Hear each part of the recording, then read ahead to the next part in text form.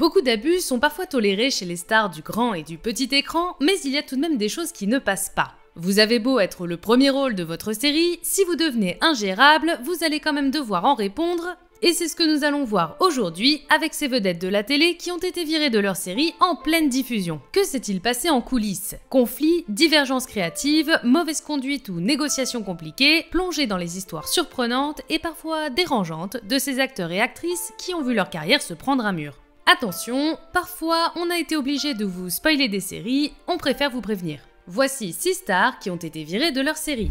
Shannen Doherty, virée de Charmed. C'est l'un des dramas les plus connus de la télévision américaine, le clash entre Shannen Doherty et Alyssa Milano sur la série Charmed. Les 3 sorcières Halliwell restent des personnages cultes du petit écran, et leur série a été un succès populaire colossal qui a duré de 1998 à 2006. En coulisses en revanche, l'ambiance est électrique car 2 des sœurs ne s'entendent vraiment pas. Mais allez, vas-y, déballe ton sac, dis-moi tout ce que t'as sur le cœur. Alyssa Milano, alias Phoebe, se plaint du mauvais comportement de Shannen Doherty, alias Prue, et commence à faire enregistrer par un médiateur tous les moments où la comédienne la fait se sentir inconfortable sur le plateau. Qu'est-ce que t'as? C'est quoi ton problème? Les tournages se passent plutôt bien, mais c'est lors d'échanges privés entre les comédiennes que le ton monte. Leurs caractères sont à l'opposé, et on parle aussi de rivalité autour du salaire de Doherty, qui est l'actrice la mieux payée du show, car c'est sur son nom que la série a été lancée. Milano finit par mettre un ultimatum à la chaîne, qu'on peut résumer par « soit Doherty s'en va, soit je fais un procès pour environnement de travail hostile ». La chaîne a choisi d'éviter le procès et demande à Shannen Doherty de partir. Elle, qui a déjà quitté Beverly Hills pour mésentente avec ses collègues acteurs, quitte pour la seconde fois un show à succès. Elle réalise elle-même l'épisode du départ de son personnage et claque la porte. Le pouvoir des 3 est brisé, mais la série se poursuit malgré tout avec l'arrivée d'une nouvelle 3e sœur, jouée par Rose McGowan, pour remplacer Doherty.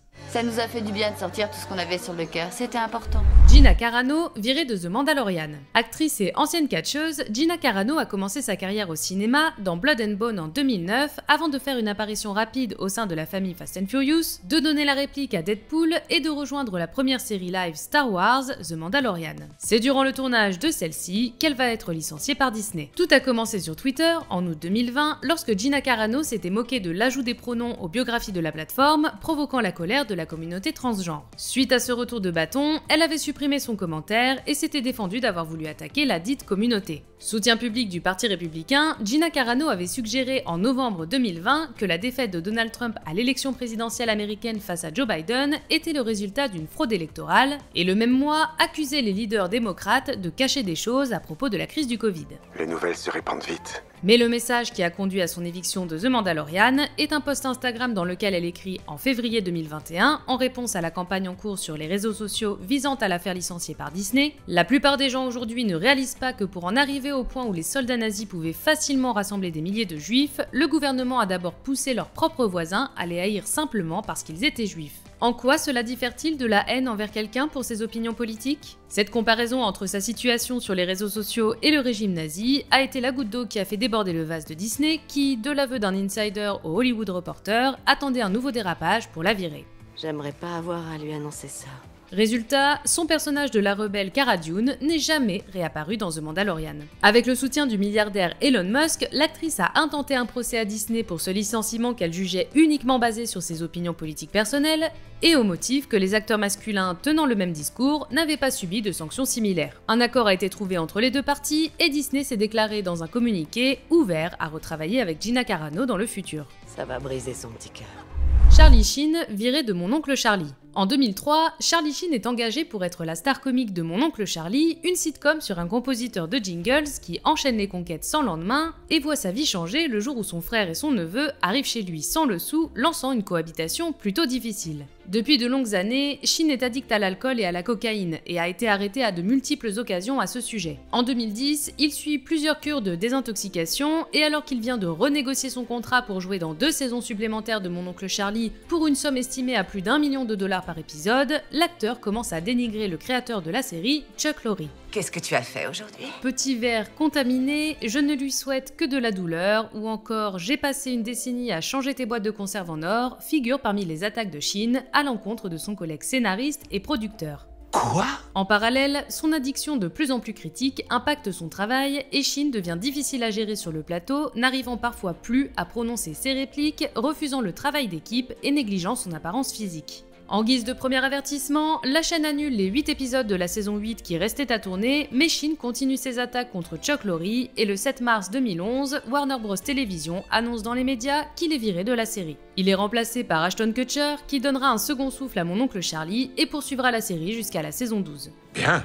Kevin Spacey viré de House of Cards. À l'automne 2017, au cours du mouvement MeToo, l'acteur Kevin Spacey, oscarisé pour Usual Suspects et American Beauty, est visé par plusieurs plaintes pour comportements inappropriés ou agressions sexuelles, dont 8 émergent d'employés de la série dans laquelle il cartonne à l'époque, House of Cards. Produit par Netflix, ce show place l'acteur dans le rôle de Frank Underwood, un politicien démocrate sans scrupules qui va tout faire pour se faire élire à la présidence des États-Unis. Rôle principal de la série, Spacey en est aussi l'un des producteurs délégués. Suite à ces multiples accusations, Netflix prend la décision de mettre fin à sa collaboration avec Kevin Spacey et tourne la 6e et dernière saison en plaçant seul en tête d'affiche Robin Wright, l'autre star du casting qui interprétait l'ambitieuse Claire Underwood, épouse de Frank. Netflix annule également la sortie d'un film terminé dans lequel le comédien incarnait l'écrivain Gore Vidal et qui n'est d'ailleurs toujours pas sorti. Pour les mêmes raisons, Spacey est évincé du film Sony Tout l'argent du monde, dans lequel il jouait le magnat du pétrole J. Paul Getty. L'acteur avait tourné toutes ces scènes et elles sont intégralement refaites, cette fois avec Christopher Plummer dans le rôle de Getty. Merde, j'étais considéré comme un morceau de second choix.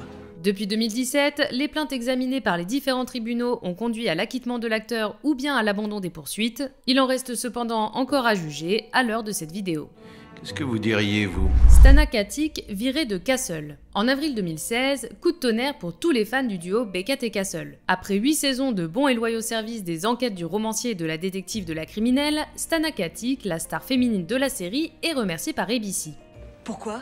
La chaîne lui propose tout simplement de ne pas revenir pour la future saison 9, alors que son comparse Nathan Fillion est lui en négociation avancée. La raison donnée par la chaîne, accrochez-vous, des restrictions budgétaires. Je lui donne une grosse somme d'argent chaque mois. Si ça ne suffit pas, elle peut toujours m'en demander plus. Pour que la série puisse continuer, il faut drastiquement réduire ses coûts, quitte à se débarrasser de la star féminine du show. Bon, ça, c'est la version officielle, car il se murmure qu'en réalité, les deux stars de Castle ne s'entendaient pas, mais alors vraiment pas.